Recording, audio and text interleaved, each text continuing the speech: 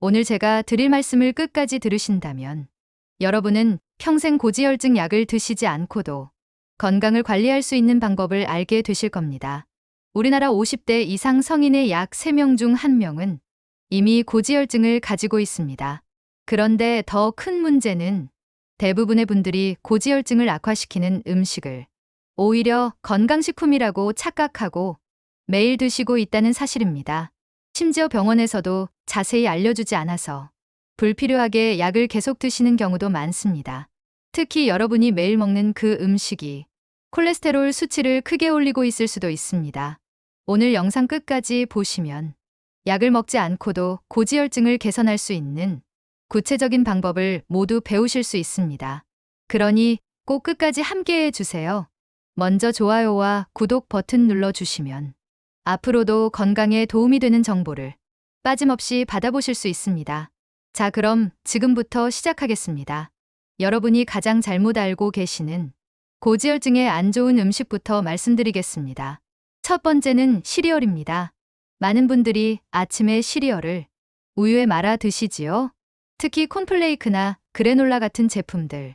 건강에 좋아 보이지만 사실은 전혀 그렇지 않습니다.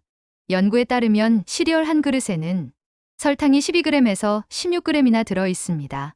이게 얼마나 많은 양이냐 하면 하루 권장 섭취량의 절반에 해당합니다. 더 심각한 건 이 정제된 탄수화물이 몸에 들어오면 바로 포도당으로 변해서 인슐린이 급격하게 분비된다는 점입니다. 인슐린이 많아지면 간에서 콜레스테롤을 더 많이 만들게 되고 결국 혈중 콜레스테롤 수치가 치솟습니다. 어떤 60대 환자는 매일 아침 그래놀라 시리얼을 드셨는데 3개월 만에 콜레스테롤이 200에서 280까지 올랐습니다.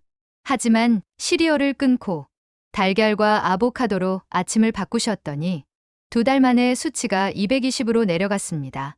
두 번째는 과일 주스입니다. 많은 분들이 주스는 과일이니까 건강에 좋다고 생각하시죠? 하지만 큰 착각입니다. 연구에 따르면 과일 주스를 매일 마시는 사람은 고지혈증 발생률이 40% 이상 높습니다. 왜 그럴까요? 주스로 만들면 과일 속 섬유질은 사라지고 과당만 남습니다. 이 과당은 간에서 바로 중성지방으로 바뀌어 혈중 중성지방을 크게 올립니다. 게다가 시중 주스의 대부분은 첨가당이 더 들어가 있어서 문제가 더욱 심각합니다. 세 번째는 저지방 요구르트입니다. 건강에 좋을 것 같지만 함정이 있습니다. 지방을 뺀 대신 맛을 내기 위해 설탕과 액상과당을 듬뿍 넣습니다. 조사에 따르면 저지방 요구르트의 당 함량은 오히려 일반 요구르트보다 30%나 높습니다. 액상과당은 특히 문제인데 혈당을 빠르게 올리고 간에서 지방으로 변환되는 속도도 훨씬 빠릅니다. 이런 이유로 중성지방 수치를 크게 올립니다. 네 번째는 통곡물빵입니다. 통곡물이니까 건강할 거라 생각하시죠? 하지만 시중에 파는 통곡물빵은 실제로는 정제 밀가루에 통곡물을 조금 섞은 수준인 경우가 많습니다. 그리고 빵을 부드럽게 만들기 위해 트랜스 지방이 들어간 쇼트닝이나 마가린을 씁니다. 트랜스 지방은 세계보건기구에서도 가장 위험한 성분이라고 말할 정도입니다. 단 1g만 섭취해도 나쁜 콜레스테롤은 올라가고 좋은 콜레스테롤은 내려갑니다. 혈관의 염증까지 일으켜 동맥경화를 촉진합니다. 다섯 번째는 가공 견과류입니다.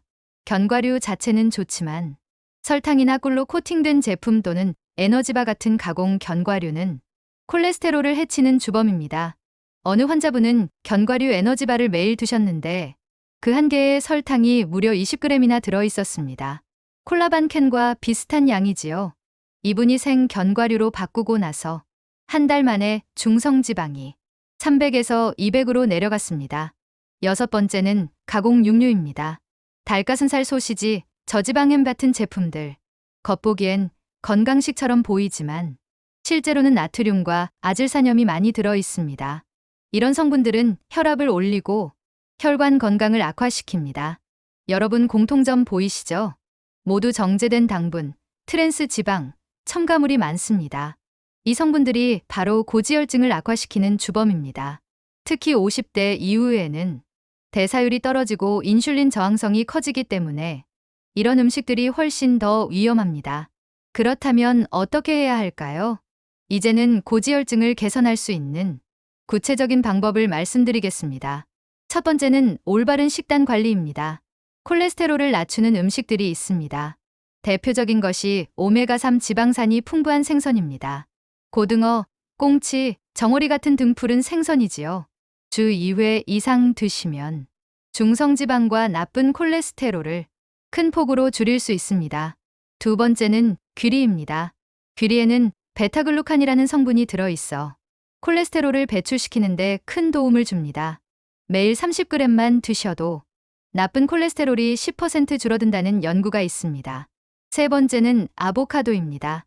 아보카도는 지방이 많다고 피하시는 분들이 있는데 걱정하지 않으셔도 됩니다. 불포와 지방산이 풍부해서 오히려 나쁜 콜레스테롤은 낮추고 좋은 콜레스테롤은 높입니다. 네 번째는 생견과류입니다. 호두, 아몬드, 피스타치오 등이 좋습니다. 매일 한 줌 정도 드시면 콜레스테롤과 혈압을 동시에 개선할 수 있습니다.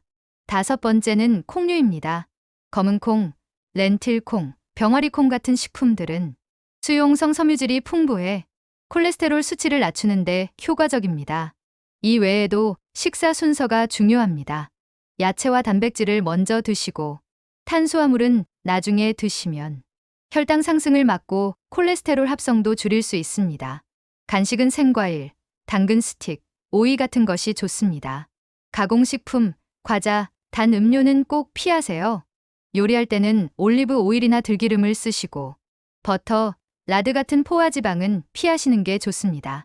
물을 충분히 마시는 것도 중요합니다. 하루 8잔 이상 드시면 혈액순환이 좋아지고 콜레스테롤 대사도 개선됩니다. 이런 식단을 4주에서 8주만 유지해도 수치가 10%에서 20%는 개선됩니다. 두 번째 방법은 생활 습관과 운동입니다. 유산소 운동, 특히 빠르게 걷기, 자전거 타기, 조깅은 콜레스테롤 개선에 아주 좋습니다. 일주일에 5번 이상 하루 30분씩 하시면 중성지방과 나쁜 콜레스테롤이 크게 줄어듭니다. 운동 강도는 대화는 가능하지만 노래는 힘든 정도가 적당합니다. 근력 운동도 꼭 하셔야 합니다. 근육이 늘어나면 기초대사율이 올라가고 콜레스테롤 개선에도 도움이 됩니다. 스쿼트, 푸시업, 플랭크 같은 맨몸 운동부터 시작해 보세요. 생활 속 활동량 늘리기도 중요합니다. 엘리베이터 대신 계단, 가까운 거리는 걷기 이런 습관들이 쌓여 큰 변화를 만듭니다. 그리고 담배는 반드시 끊으셔야 합니다. 흡연은 혈관을 손상시키고 콜레스테롤을 더 쉽게 침착되게 만듭니다. 술도 과하면 안 됩니다. 남성은 하루 소주 반 병, 맥주 한 캔, 여성은 그 절반을 넘지 않는 게 좋습니다. 체중 관리도 꼭 필요합니다. 특히 복부 비만은 고지혈증의 가장 큰 원인입니다. 허리둘레 남성은 90cm, 여성은 85cm 이하로 관리하세요. 또한 하루 7시간 이상 충분히 주무셔야 합니다. 수면 부족은 스트레스 호르몬을 올려 콜레스테롤을 더 악화시킵니다. 규칙적인 생활 패턴을 유지하는 것도 중요합니다. 세 번째는 스트레스 관리입니다. 스트레스는 콜레스테롤을 올리는 큰 원인입니다. 복식 호흡, 명상, 취미 활동, 가족과의 교류가 모두 큰 도움이 됩니다. 복식 호흡은 언제 어디서든 할 수 있습니다. 코로 숨을 깊게 들이마시고 잠시 멈춘 뒤 입으로 천천히 내쉬어 보세요. 이것만 해도 스트레스 호르몬이 줄어듭니다. 마지막으로 특별한 팁을 알려드리겠습니다. 첫째, 간헐적 단식입니다. 16시간 공복, 8시간 식사법은 인슐린 감수성을 높이고 지방을 분해하는 데 효과적입니다. 둘째, 녹차입니다. 녹차 속 카테킨 성분은 콜레스테롤 흡수를 억제하고 합성을 막습니다. 셋째, 마늘과 양파입니다. 마늘의 알리신, 양파의 케르세틴이 콜레스테롤을 낮추는 데 큰 도움이 됩니다. 넷째, 계피와 강황입니다. 계피는 혈당과 콜레스테롤을 동시에 낮추고 강황은 혈관 염증을 줄입니다. 다섯째, 정기적인 검사입니다. 생활 습관을 바꾸었다면 4주에서 8주 후 꼭 혈액 검사를 해보세요. 총 콜레스테롤, LDL, HDL, 중성지방, 공복 혈당을 꼭 확인해야 합니다. 목표 수치는 총 콜레스테롤 200 미만, LDL 130 미만, HDL 40 이상, 중성지방 150 미만입니다. 여러분, 중요한 건 꾸준함입니다. 약처럼 바로 효과가 나타나지 않지만 4주에서 8주 정도면 분명히 변화가 생깁니다. 꾸준히 하신 분들 중 80% 이상은 약 없이도 수치가 정상으로 돌아왔습니다. 오늘 제가 드린 말씀을 꼭 실천해 보시고 건강한 변화를 경험하시길 바랍니다. 이제 냉장고를 열어보시고 말씀드린 해로운 음식들은 정리하시고 좋은 음식들로 채워보세요. 그리고 오늘부터 바로 운동도 시작하시기 바랍니다. 여러분의 작은 실천이 앞으로의 큰 변화를 만듭니다. 오늘 정보가 도움이 되셨다면 가족과 친구에게 꼭 공유해 주세요. 여러분의 건강한 삶을 진심으로 응원하겠습니다.